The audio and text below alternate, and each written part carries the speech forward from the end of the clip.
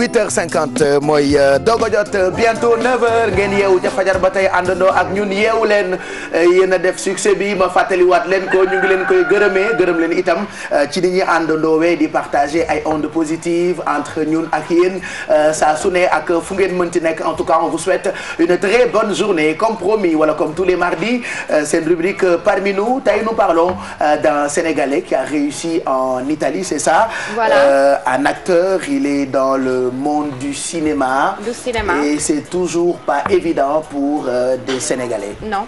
Comme tu l'as bien dit, c'est pas évident, mais je vais me relier un petit peu à ce dont on a parlé la semaine passée, parce que la semaine passée, on a lancé le débat concernant une thématique qui est assez délicate, la thématique de l'identité, au mieux de nouvelles identités qui aujourd'hui, dans un monde interconnecté et en mouvement, sont en train de se créer.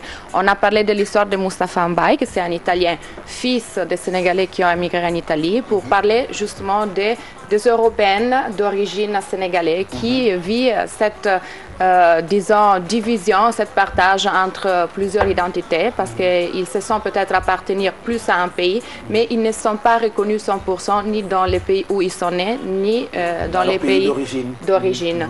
Et pourquoi? C'est parce que ces nouvelles identités dérangent un peu, parce que ça sort des catégorisations que les gens ont sur le monde. Définir, c'est pas mauvais, dans le sens que chacun d'entre nous a besoin de se définir par rapport aux autres et de définir le monde qui est autour de lui. Chacun peut y aller comme il veut, hein, c'est ça? Voilà, mais il faut aussi prêter attention à l'évolution sociale et culturelle, donc à ces nouvelles identités et à les prendre telles qu'elles sont. Aujourd'hui, on va parler aussi de catégorisation, parce que quand on parle des Sénégalais émigrés, donc de Modou Modou, souvent on les catégorise nous aussi par rapport au travail qu'ils font. Parce que souvent on se dit, surtout si on parle des Sénégalais qui sont en Italie, voilà, souvent ils sont des vendeurs à la sauvette, ils sont des ouvriers, mais il y a des exceptions et les exceptions sont en train de monter de numéros aujourd'hui. Donc il y a beaucoup de Sénégalais aussi qui ont réussi à l'étranger et il faut aussi en parler. Aujourd'hui on parle de Sidi Diop, c'est justement un Sénégalais qui a fait carrière dans le monde du cinéma en Italie. Et Bijou, elle a vécu en Italie et c'est très bien que ce n'est pas évident. Ce n'est pas évident du tout. Il a barrière de la langue, voilà. Déjà. Et c'est pas évident de trouver des personnages noirs dans les films italiens. Non.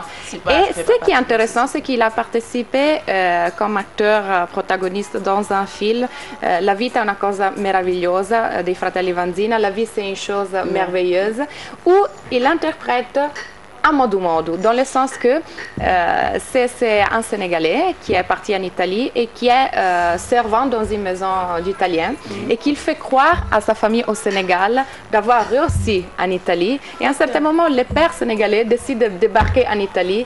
Et donc, il y a cette préoccupation de montrer au père qu'effectivement, la vie qu'il fait en Italie, voilà. Et donc, c'est le patron qui l'embauche, qui joue le rôle du servant. Et lui, il joue le rôle de c'est énormément intéressant. Je vous prie de prêter attention au reportage parce que vous allez voir de petits morceaux du film et vous allez rigoler.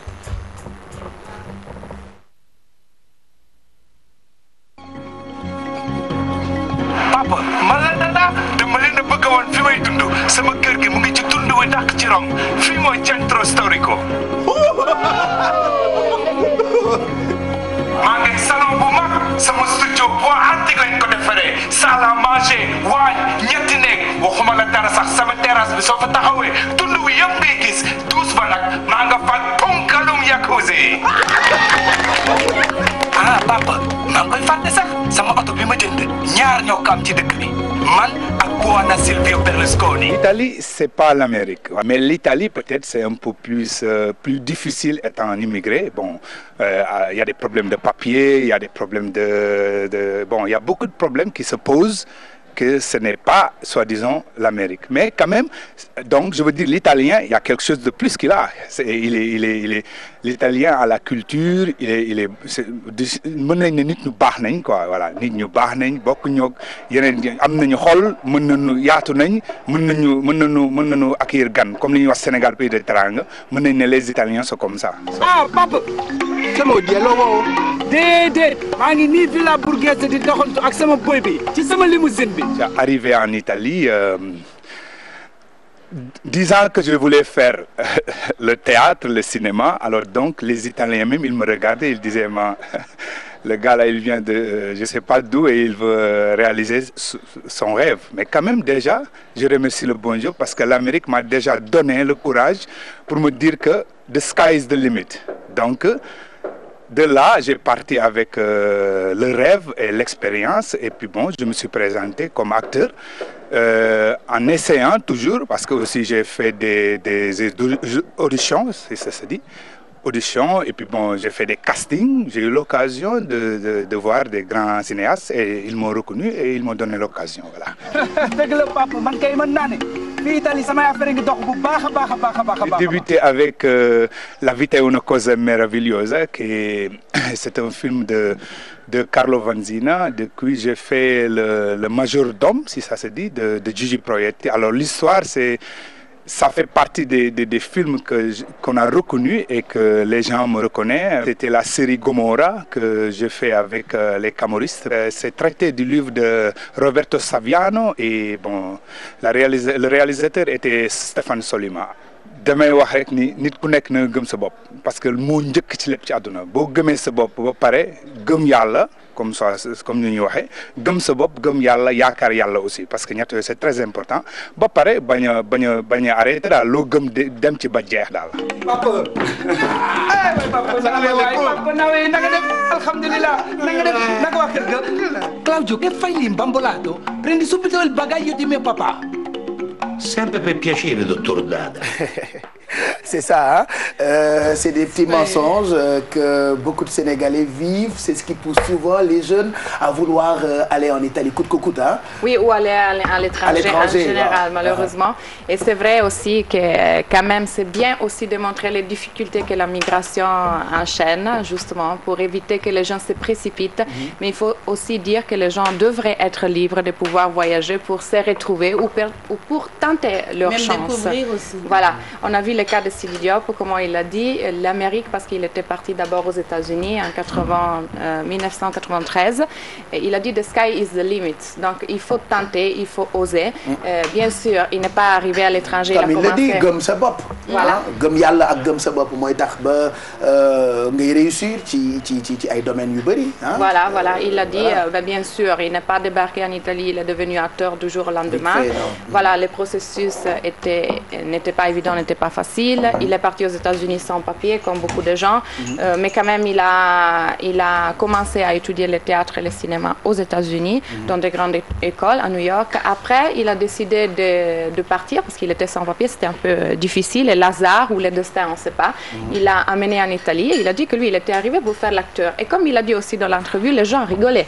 Les Italiens, quand ils le regardaient, c'est parce que, malheureusement, on avait déjà parlé de ça la semaine passée avec l'histoire de Massi et de Mustapha, les gens catégorisent. Donc, dès qu'on voit un Sénégalais, par exemple, si le Sénégalais, on lui demande « Qu'est-ce que tu fais ?» et il dit, par exemple, « J'enseigne à l'université de Florence », mais les gens ont du mal à croire parce qu'il sort, voilà, de l'idée qu'on a. C'est comme aujourd'hui, quand par exemple, moi, je débarque en Italie, et les gens ils me demandent « Tu habites où ?» En Afrique, au Sénégal, et déjà été comme ça. Et souvent, ils me disent « Tu travailles avec les enfants ?» Et moi, non, pas du tout. Je travaille à la télé. Ça sort de catégorie. Et ce qui est intéressant. C'est vrai, hein? Non, c'est vrai. Aujourd'hui, il faut penser la société en mouvement.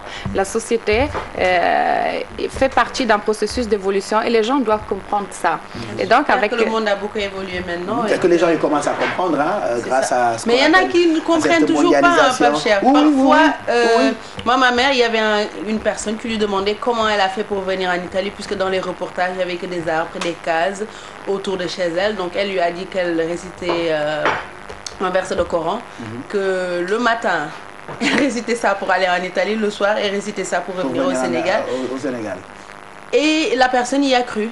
C'est pour dire le degré d'ignorance. Après, je pense que c'est vice-versa. Il y a une minorité yu gëm ni peut-être Sénégal, par exemple, boo ñëwee Dakar ñun ay golo lañu waaye ñun tam fii Sénégal tuuti rek commencé di gëm ni Italie Eldorado la. Il y a beaucoup de Sénégalais qui commencent à comprendre que il y a plus rien là-bas. Mais c'est très facile. Il faut commencer à voir. C'est vice-versa. Moi, je le dis tout le temps. Il faut commencer à se poser des questions. S'il y a aujourd'hui beaucoup de jeunes européennes qui viennent ici et qui s'adaptent à la société sénégalaises en cherchant des travaux.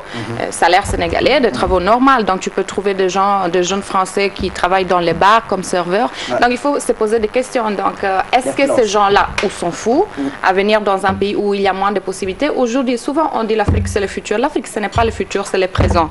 Aujourd'hui, il faut le dire, hein, les continents en train d'évoluer. Et voilà.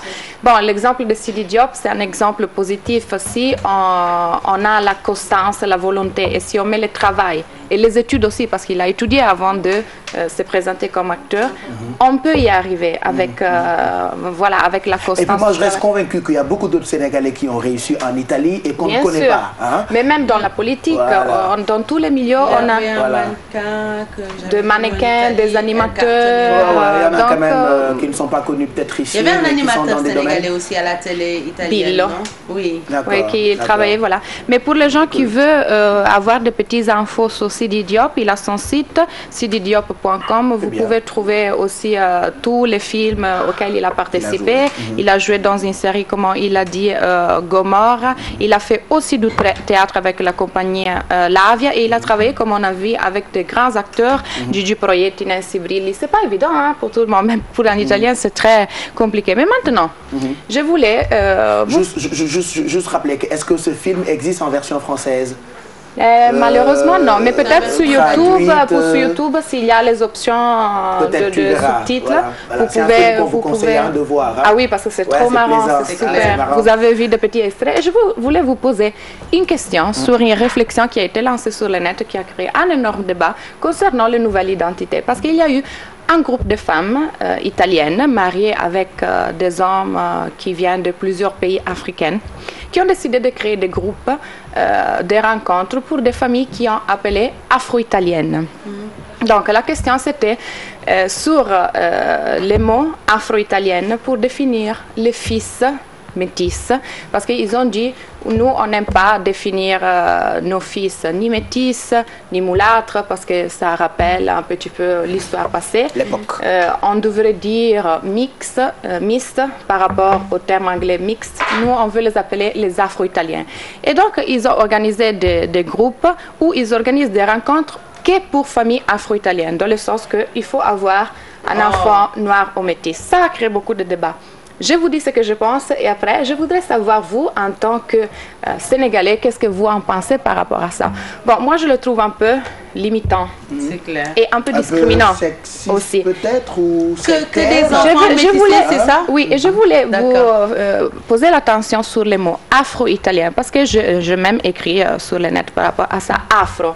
Je veux dire, ça, c'est lié un peu au stéréotype qu'on a. Et on parle toujours de l'Afrique comme une entité, comme un pays. Je veux dire, pourquoi ne pas définir, par exemple, famille sénégalo-italienne ou bien italien-congolais? Pourquoi définir afro pour définir... parce que je veux dire, tous ces enfants-là ont des pères qui ont différentes origines africaines et on ne peut pas comparer un Nigérien avec un autre. Voilà, non, j'aime pas déjà les mots afro-italien parce que je veux dire, il faut distinguer la provenance du père. Et puis après, je veux dire, par exemple, une couple d'Italiens qui a un fils italien, pourquoi ne peut pas participer à une rencontre? Et je le trouve bizarre par rapport à des gens qui se disent contre le racisme, mais qu'en quelque sorte...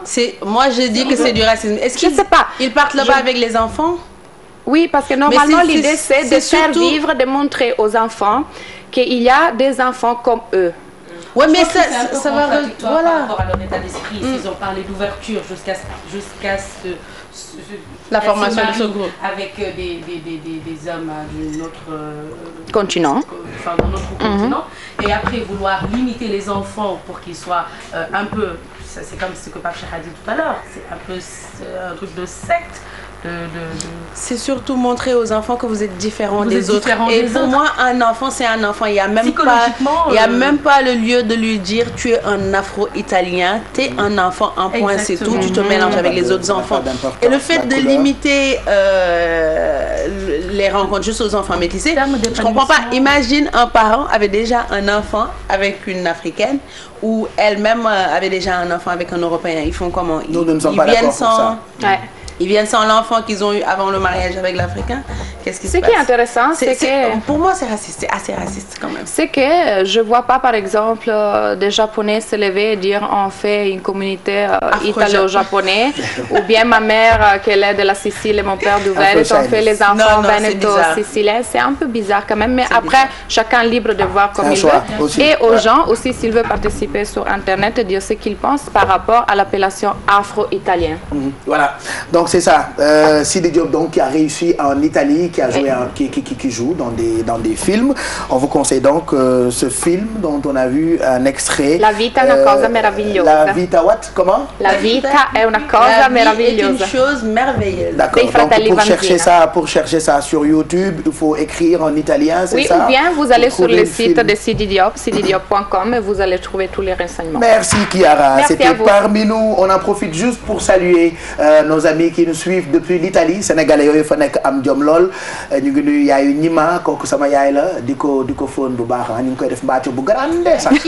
Voilà, on t'adore maman. Et puis di nuyu itam soxna nag jigéenu Mbaye Niang la Mbaye Niang bu France moom nag ma nga nekk boori Firenze ñu ngi koy nuyu bu baax mooy yaayu Baye Laat fàttewuñu itam suñu beneen yaay boo xamante ni mu ngi nekk ci Italie Yaya Diallo la tudd.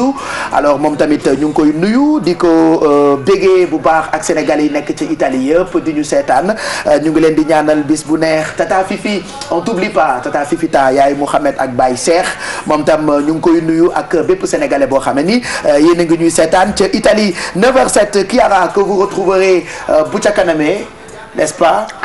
Avec Exidex, excédent de bagages. Mon frère. Voilà, ce sera pour tout à l'heure dans Seetoubi. Et puis, am na benn page bu ngeen créé bu tudd Ki May Seet. C'est ça pour retrouver des amis qu'on ne voit pas depuis longtemps et que peut-être on n'a pas retrouvé sur Facebook. J'adore cette idée. Et on reçoit souvent des messages. Il faut dire aussi qu'il faut spécifier un peu mieux quand vous décrivez la personne que vous cherchez, parce que juste les noms, c'est pas évident, c'est pas facile. Mais donc, j'invite les gens qui ne connaissaient pas cette page d'aller voir sur Facebook, le concept est écrit. Si vous voulez participer aussi, Ki May Seet. Voilà mu ngoog donc Ki May Seet la ñu ko tuddee ci émission seetu bi tey ci ngoon lay nekk Chiara ak Exidex ce sera pour tout à l'heure sinon mardi prochain tu reviendras ou tu reviens pour. Je reviendrai et on retournera parler de couple mixte. D'accord, ce sera donc pour mardi prochain. Alors 5